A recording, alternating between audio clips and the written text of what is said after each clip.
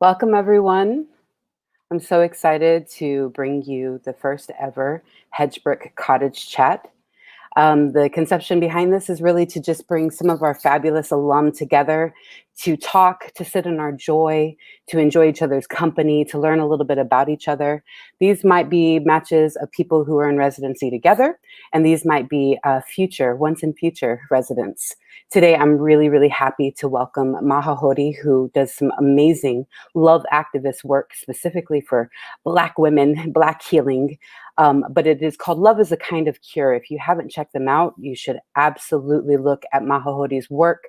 Some wonderful videos available for you, conferences, all kinds of exciting things.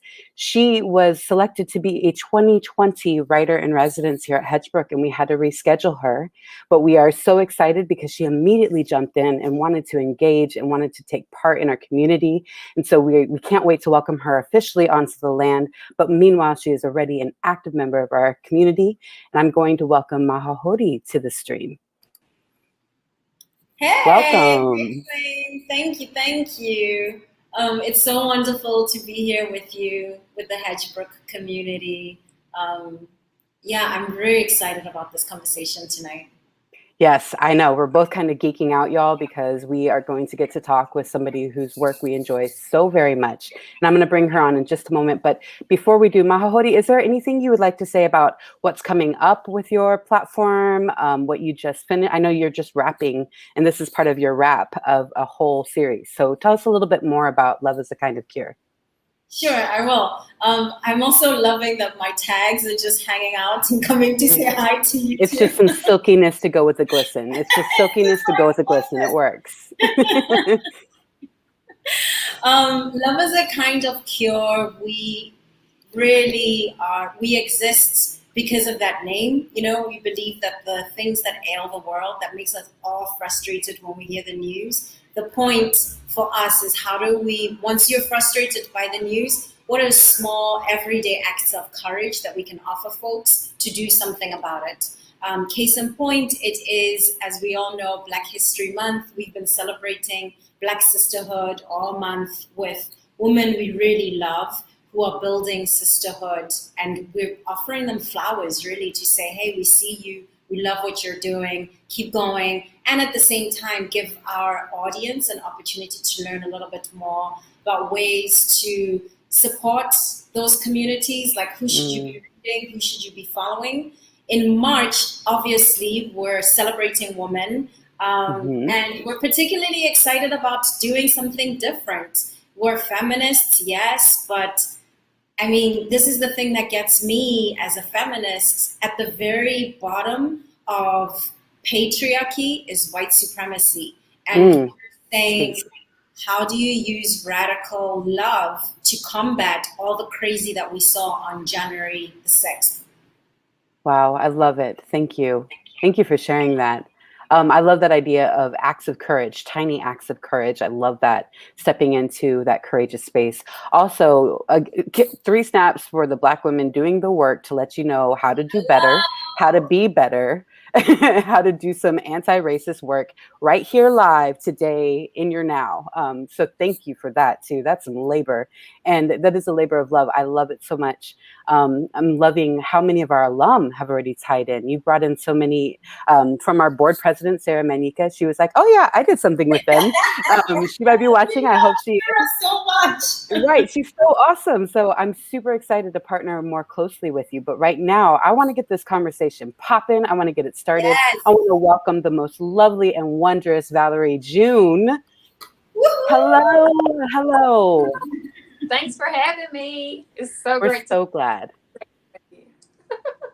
We're so glad to have you. So, okay, clarify. Are you south or are you north on the East Coast?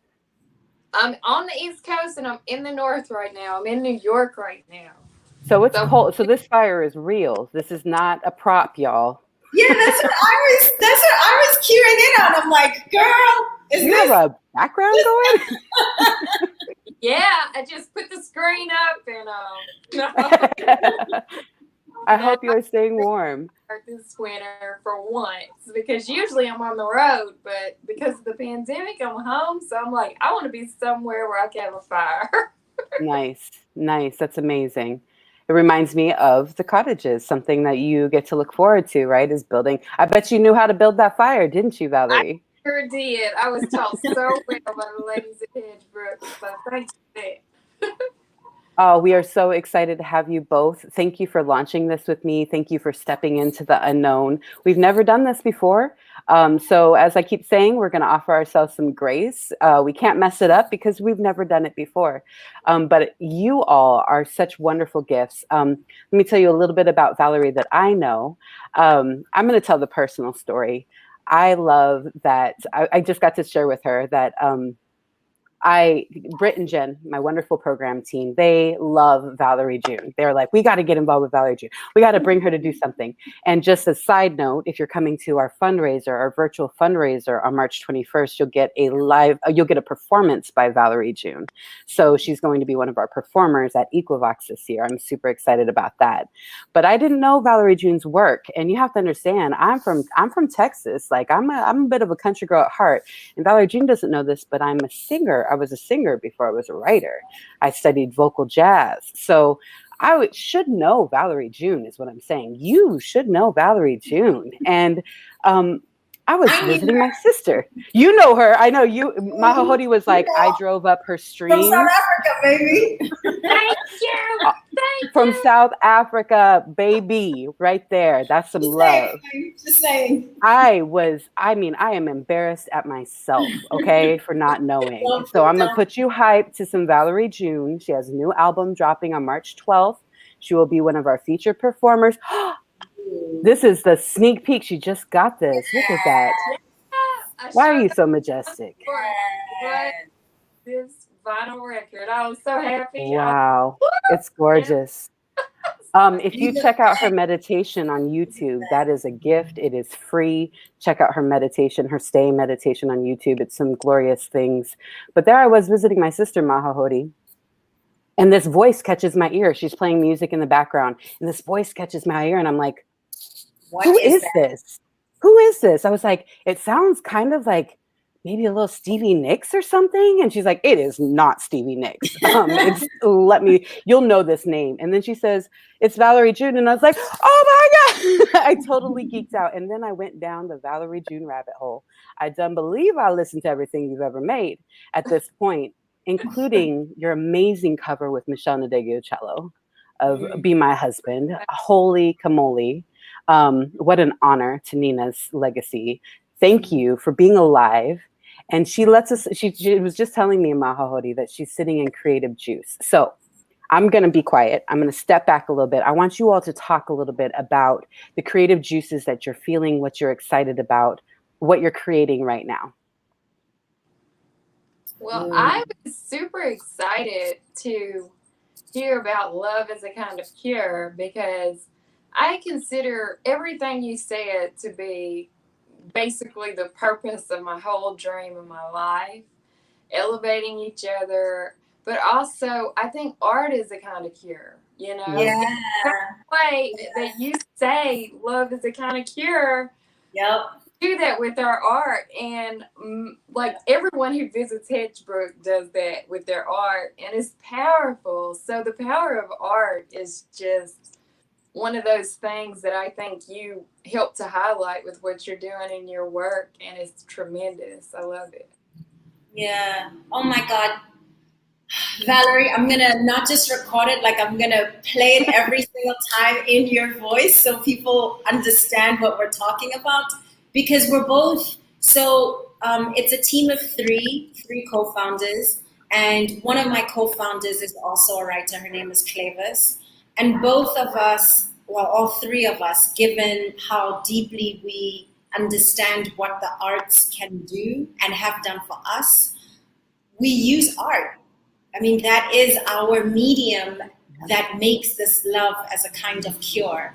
And the other thing that I think about is, for me, art is all the things that you're saying. It is that kind of cure. But the reason why is because art is this deeply spiritual medicine, you know, like it's a portal into something that is wider and bigger. I'm gesturing, you can't see, but I'm gesturing towards my gut, my belly, because that's where I feel it lives. And for me, the work of being an artist, the work of love as a kind of cure, it's all about that stuff. That's where the juice is. That's where the creativity is. And creativity is just a gateway to that which makes us not just alive, but why we're here.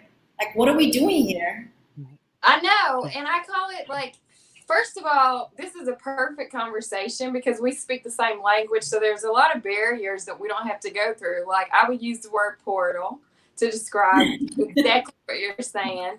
I call like where we come from like this place of stardust, a place of iridescence, a place of endless creativity and like no limitations on the positivity that can be created in that space. And so when I look at earth, which also could be translated as heart, which also has the word art in it, I look at that and I say, what is our capacity for more love?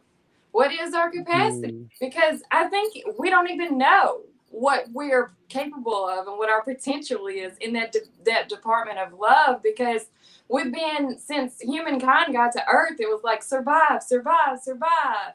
And now some of us can shed that survival mode because we're in a more comfortable space. And I think for people who are in a more comfortable space, it's very important that they wake up every day and ask those questions. Yes. Who am I in this body, and why do I like this piece of art, and what is it opening in my heart, and how does that relate to other beings that are human, but also animals, flowers, nature, whatever, you know? Oh my God.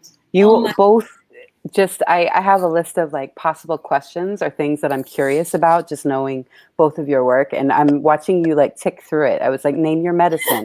You both use medicine. So you're talking about using the same language. And I'm like, oh my, this is so wild. No, this is magic. This is the thing. So name your medicine. You kind of both did that. You talked about, I love that, earth, heart, art, it all, like it's all encompassing. And it's also like the sense, the nexus, right? The orbit, the thing you orbit around, which is your gut. And I love this. I want to know, what is, whenever Black women talk about caring for community or caring for people, being caregivers, I think that they're often not named as such. And I don't know that it's always acknowledged how hard it is to give that care to yourself. And I know that if you're going to sustain in these practices, that you have to have some self-care practices that you commit to, that you promise yourself. So what are some of the promises that you keep for yourself? Share with us some of the skills that you've developed to keep yourself sane in a world where, you know, what is it? It says to be Black and to be alive is to be in a constant rage. Like there's that moment of trigger is right around the corner often for us. So what do you do? What do you do to ground yourself?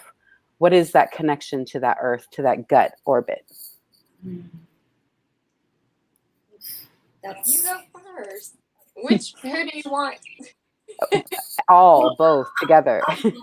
I'll go first because there's a thought in my mind that germinates from one of your songs, Valerie, which I think is just so extraordinary, where you talk about dancing into this life and dancing out of this life. And the thing that connects it to your question, Flame, is breath. And what we do the minute we come into this world, and the very last thing we're going to do getting out of this world, right? Like, we come back to breath. And just yesterday, I was with a group of the most incredible, like, I mean, this woman is literally God. Her name is Akaya Winwood, and she is God, like, full stop. And you know, she was doing all kinds of work, but one of the big things she's helping us understand is the importance of breath to bring us back into our body and to bring others into their bodies and into our collective one body. So for me, to answer your question, I love Valerie's invitation in that song because I think it's about remembering the thing that makes us most alive, which is definitely breath. But then it's also about this joy that is like just everywhere in that song. And that, for me, that's a very big part of how I try to live my life, is what's going to give me the most joy? I ask myself this, I write it down in my calendar, planning for tomorrow. I'll have like all the notes of here's my to-do, but one of my to-dos will be joy. Like, how am I going to actually, and ease, how am I going to invite ease into my life? I'm here, I'm in the Dominican Republic. I'm purposefully here because this is what I need to restore for joy and to take care of my body. I'm one of those humans, seasonal depression and the whole fireplace thing, for me, like, it's not gonna work. It's not gonna work. So I leave. And that's part of, understanding, like, Magogodi, you have to be the best version that you can make or create for yourself. So all those gifts, Valerie, that you're talking about, so that I'm in a place to be able to offer them. You have to be the best version, have to be the best version you can make or create of yourself. Is that what you just said? I'm just giving these gems to the world. You're welcome. These are writing prompts. I love it. So much is so resonant. Thank you for that. Yes, and I saw you react, Valerie June, to the first thing we do and the last thing we do. That was such a powerful moment, especially when we're talking about such communal grief. What else what do you do, Valerie June? How do you ground? It's all so deep, and breath, which, I mean, sisterhood is all in the conversation, because like exactly what I would say, in the way that that's what I'm working with, what we're all working with. And so from the moment I get up in the morning, the heaviness is there. It's there. And I don't try to get rid of it. What I try to do is have 10-minute practices that are just like, okay, usually the 10 minutes will turn into 20 or 30 minutes of a meditation or a walk or a dance. But I tell myself, if I can just wake up in the morning, dance for 10 minutes to some of my favorite songs to bring me joy, as my hoodie said, dance, then do my walk, do my affirmations, just 10 minutes, which then turns into 20. And I break it up in between my work, because I need to have these little moments that are giving me that rejuvenation between what I'm trying to do. So that's how I do it in the day. But really thinking about collectively us all being in a body and us all having this time together, and just another way to do it is when you are walking or you're in a space, just observing the sounds that are around. And a lot of times you'll hear bird song, or you'll hear a hum, and that can be a centering thing. Or you'll hear a train come by and it'll make the bell sound, or the whistle of the train, or a church bell will happen. Those are signs to remember what Mahodi was saying and go back to the breath.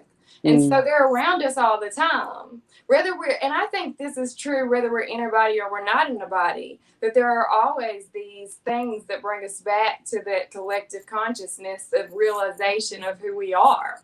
And so having those little, being aware of those things and being conscious of those things is what is so cool when you're in a body and you're able to say, yeah, I observed that and it was beautiful and I needed that in that moment, because I wanted to cuss somebody the hell out right then. Absolutely. Oh, wow. Whatever that was, That sort of ping to come back, to reconnect. Go ahead. I need many moments like that in my day. And when you're in the practice of observing them, then it becomes a little bit easier, Nice. So I try to make it a 10-minute practice to be conscious of those things throughout the day. I think there's some real power. I think you're both talking about these. Yeah, I had made notes from our conversation, our first conversation, Mahahori, little tools to chip away at oppression for everyday people.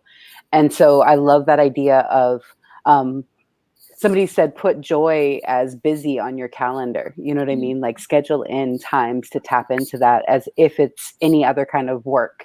And sometimes it is work to reconnect. So I love that idea. I also started adding it to my to-do. Like joy has a little checkbox and Yeah. rest has another checkbox. And I'm like, I feel really good when I have a day where all my checkboxes get, which is, I'm pretty sure, a function of capitalism, but it works. Well, you also mentioned like being Black women, us taking care of ourselves and stuff. And I get asked the question a lot as a Black woman in music that isn't traditionally modern day times don't recognize us. Like you were naming about Ma Rainey and Bessie Smith, where we come from, our roots. And as a woman who is making music from the root, I get asked a lot of times questions like, what do you think we can do to help Black people in country music be more recognized and stuff? And I think about that question and I'm like, wait a minute, is that question being asked of the white artists or people who aren't Black? Because that's who needs to be asked that question. Part of the self-care for me is knowing that I'm doing what I need to do to be that light out in the world as a Black female who is like not doing things we traditionally do. But to ask the question of themselves sometimes I think is kind of important. So I think that's a big part of self-care is not taking that on for yourself, like some of the things that because we are, as she was saying, living in this world of patriarchy, which then levels itself out to white supremacy. Like, don't take that on yourself, you know? Just say, okay, I'm going to do my 10 minutes and I'm going to let that be over there. And y'all ask yourselves the question because I don't need to ask myself that question anymore. I've answered it for myself. Right. I think this ties into like one of the first articles I read about you was that this is not protest music. This idea that it is just simply the music of your time and your spirit, and it's now. It's got to be music of now because it's coming now. Like it's as simple as that. And I love the simplicity of our very existence being enough, being our own act. Like this is it. Here I am. I'm showing up fully in my breath on this earth to give what I can. And that kind of insistence takes guts. It takes courage for sure. Well, it's just that we, when we focus on the loving ourselves and the loving yourself is a kind of cure too. Like not everyone can have the platform that we have to speak to others, but like just taking that time to take care of yourself and love yourself and say, I'm not taking on the world. Yes. That's too. I think that this, you've said this a couple of times, Valerie, like do what you're here to do or do what you're called to do. So what is it? What must you do? This is for both of you. What must you do in this lifetime? What is it you're called or here to do? Do you know your mission? Are you on your path?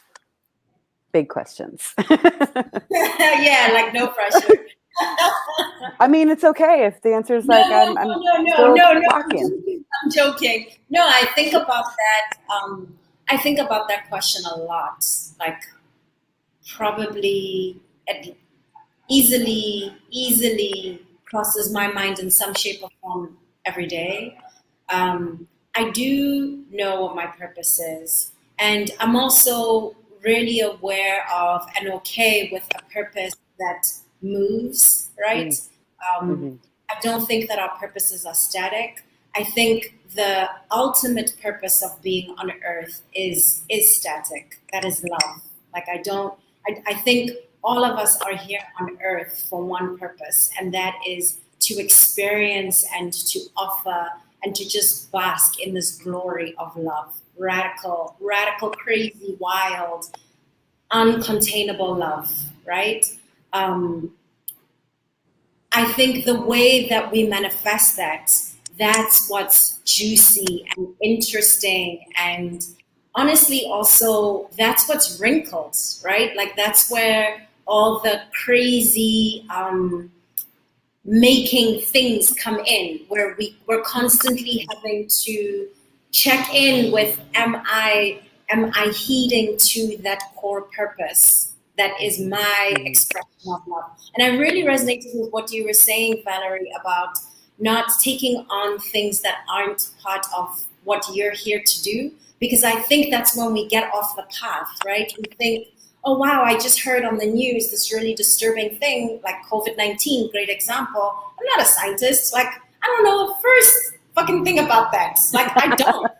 But like, do I know how to make people feel deeper about seeing Africans in a more holistic way on the page? I know something about that. Like, I know how to do a little bit of that. So if I moved around COVID-19, could I use that skill set, writing, humanizing people, story? Could I use that around this thing that I'm moved by? So yeah, I do know what my purpose is. I think for me, it's about our song, and our song in a very different, but I think mirror way to what you're doing, Valerie, which is using literally your voice. For me, it is our song through story, but definitely on the page. And it's also bringing all of these, I mean, I say our song because I come from this line of women who did not always have their song heard. Mhm. They knew their song, they didn't always have it heard, and they didn't always have the tools to translate how we understand our song to what sometimes is necessary in a specific moment, right? I'm thinking about reading and writing, and my grandmother who couldn't read and write. Mhm. So Oh, wow. This is absolutely, I believe in synchronicity. I have to say, this is exactly what I was getting at, Valerie June, with this, like, needing to capture the history that doesn't get written. That's what I want to write the blues for, right? Is because I want to capture the history that's not being written about our everyday. Bessie Smith Mulroney captured the everyday and so beautifully, and that's why we know what they thought. Why we know anything about their lives at all.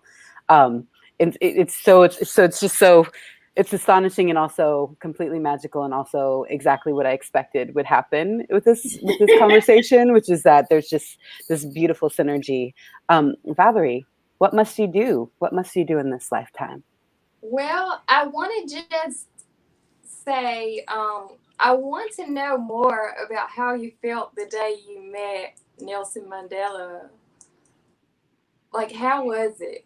Was it just like a beaming person who you knew was like a loving hearted person, or how did you feel? I was very young, and there's two things that stand out to me about that day. I was very young. My father was alive, and for me, that memory, it just holds so many. It holds so much of that person that I was. Mm. I had no idea where we're going. For example, I didn't live very far away from Mandela. I lived in Poonville with my parents, and his home is in Orlando West. Mama Winnie Mandela still has a house out there. Actually, if you go to Soweto, you will visit that house. If you go on the tour, that's the house that people visit in Soweto. And we drive with my sisters, and it was just, we're like, Daddy, where are we going? Where are we going? Daddy? He's like, you're going to want to do this. So we show up. There's so many people there, a lot of press as well, people with huge cameras. There's Peter Magubani. He's the one who actually shot us that day, greeting him. And my dad hoisted us up on his shoulders. And I don't even remember what the contraptions were, how we got high. But I remember we were high because we're small little people and there's a tall wall. So we're peeking over this tall wall. And my dad, and we're really very small little girls. My youngest sister was about, I think she was maybe like 2 and a bit or something. So we're like, Daddy, like, what are we doing? What is this?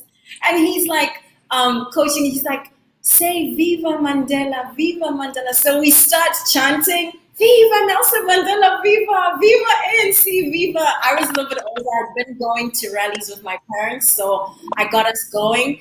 And he stopped what he was doing. He was in his garden with a small group of people. It was probably a meeting, who knows. He comes over, and this is the thing about those years. And for me, what I remember the most is like this.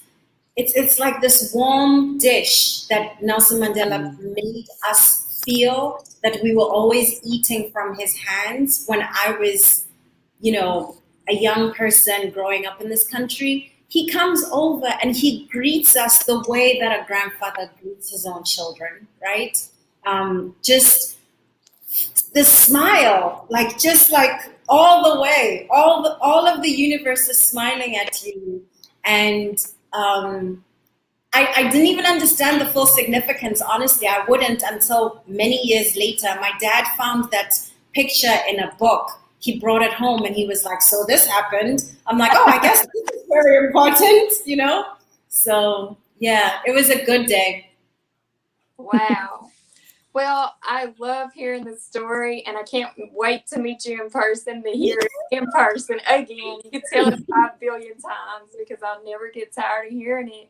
And the main reason why is because I believe we all have that capacity of human kindness that he expressed on the planet. And I know that my life purpose is to elevate people in the way of remembering that we are one as human beings, that oneness translates throughout the universe to all living beings, and that we have to respect each other. Now, we might not always agree, but you know, that's part of the beauty, the diversity and the different thoughts. And you know, you can't build a bridge with only one mind. You need collective mind. So my work and my goal is to remind everybody that we have Mandela in our heart. We have Dr. King in our heart. We have John Lennon. We have all of these dreamers, Bowie. We got all of this in us. This is the star stuff we're made of. Whatever way I can do it, whether it's drawing, writing poems, singing, dancing, I'll turn backflip shit, whatever you want me to do to get to that point. So for that remembrance to happen within each person, I think once we're all there, then we're like in the flow of just showing the love to each other, you know, really showing it. So you believe in a consciousness, a universal consciousness shift that can happen. I totally do. I know it's possible. For all the negativity that we've seen, especially in the last year, imagine what it would look like flim-flammed and reversed. It could happen if people were willing to manifest that in their mind's eye. I know it can. Wow. Are you magic? Yes, she is. Yes. Yeah. There we go. There we go. Are you magic, Magogodi? Oh, look at all this. Come on, Flame. I love it. I mean, I knew. I just wanted to make sure you knew. I mean, we are magical creatures. Look at you. Like, look at you. I mean, just take yourself in. Like, just take yourself in. Oh, thank you both so much for gracing us with your presence, with your joy, with your smiles, with your talent, with your storytelling. Magogodi, I can't wait to share some space with you and just hear your stories. Thank you for being a part of our wonderful global community. I hope you all will join us on March 21st for Equivox. You'll get to see a performance by Valerie June.